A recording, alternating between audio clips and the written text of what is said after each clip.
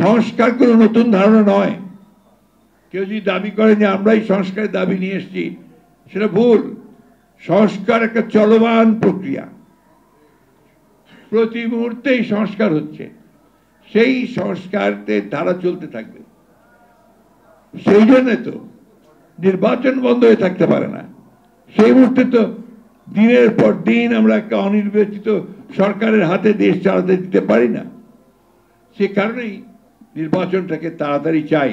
আমাদের সম্পর্কে ভুল একটা ব্যাখ্যা দেওয়া হয় যে বিএনপি তাড়াতাড়ি নির্বাচন চাচ্ছে ক্ষমতায় যাওয়ার জন্যে। ক্ষমতায় তো আমরা আগেও ছিলাম ভাই, 2বার 3বার ছিলাম। সেই সংস্কার চলছে, আমরা বলছি সংস্কার চলুক। আপনি সংস্কার করেন, কি কি সংস্কার করেন? 6টা কমিশন করেছেন, সেই কমিশন কাজ করছে, খুব ভালো কথা।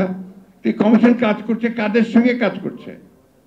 তারা কয়েকজন পণ্ডিত ব্যক্তিকে নিয়ে এসছেন, আমরা তাদেরকে খুব ভালোভাবে চিনি, শ্রদ্ধা করি, সম্মান করি। কিন্তু একই সঙ্গে জনগণের কাছে যান, তারা কি চায় তাদের কাছে জানুন। আমরা বলেছি আপনারা সংস্কার করেন, আমাদের কোনো আপত্তি নেই। কিন্তু যে বিষয়টা নিয়ে বাংলাদেশের সমস্যা সবচেয়ে বড় তৈরি হয়েছে, যে আজকে বাংলাদেশে অস্থিরতা, স্থিতিশীলতা, এগুলো সমস্যা আছে। এই সমস্যাগুলো অনেক কমে যাবে যদি একটা নির্বাচিত সরকার থাকে। কারণ নির্বাচিত সরকারের শক্তিটা অন্য, সেটা হচ্ছে জনগণ তার পেছনে থাকে। এই কথাটা আমাদের সবসময় মনে রাখতে হবে। আমরা সে কারণেও সবসময় কথাটি বলছি যে আমরা সংস্কার চাই, আমরা সংস্কার সবচেয়ে বেশি চাই। কিন্তু একই সঙ্গে আমরা এটাও চাই যে দীর্ঘকাল অনির্বাচিত সরকারের হাতে ক্ষমতা থাকা উচিত নয়। আজকে দেখুন দেশে সংকট বাড়ছে তো বাড়ছেই। সবচেয়ে বড় সংকট হয়েছে সাধারণ মানুষের। চালের দাম এমনভাবে বেড়েছে যে সাধারণ মানুষের পক্ষে এখন চাল কেনাও অসম্ভব হয়ে যাচ্ছে। চাল, ডাল, তেল, লবণ, ডিম, মাছ, মুরগি, প্রত্যেকটার দাম বেড়ে গেছে। সাধারণ মানুষের জীবন এখন অতিষ্ঠ হয়ে গেছে।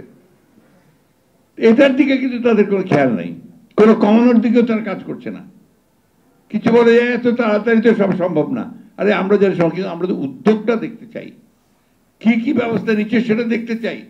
আমরা তো দেখলাম না যে ওনাদের বড় বড় যারা উপদেষ্টা আছেন বা দায়িত্বপ্রাপ্ত যারা আছেন, তারা গিয়ে বাজারের মধ্যে, মাঠের মধ্যে গিয়ে তারা জিজ্ঞাসা করছেন, মানুষকে বোঝার চেষ্টা করছেন যে সমস্যাটা কোথায়। তা না করে অনেকেই তারা আবার এই রাজনীতির মধ্যে জড়িয়ে পড়েছেন, বিভিন্নভাবে রাজনৈতিক উক্তি করেন, কমেন্ট করেন, এমনকি রাজনৈতিক দলগুলোর প্রতি পর্যন্ত তারা কটাক্ষ করেন। এটা সঠিক নয়, এটা হওয়া উচিত নয়। আপনাদের সবসময় মনে রাখতে হবে যে আপনারা হচ্ছেন অন্তর্বর্তীকালীন সরকার। আপনাদের মূল দায়িত্ব হচ্ছে সংস্কার করতে চান, সংস্কার করবেন, সেই সঙ্গে একটা নির্বাচন করবেন যে নির্বাচনটা সকলের কাছে গ্রহণযোগ্য হবে। এটাই হচ্ছে এক প্রধান কাজ করে নির্বাচিত সরকারের হাতে ক্ষমতা হস্তান্তর করতে হবে। কেন জানি না মানুষের একটা ধারণা তৈরি হচ্ছে, আমার না ধারণা তৈরি হচ্ছে যে এই সরকার ইচ্ছাকৃতভাবে নির্বাচন প্রক্রিয়াকে বিলম্বিত করছে। এটা সঠিক নয়, but at the same time এটা মানুষের মধ্যে এই আশঙ্কার সৃষ্টি হচ্ছে।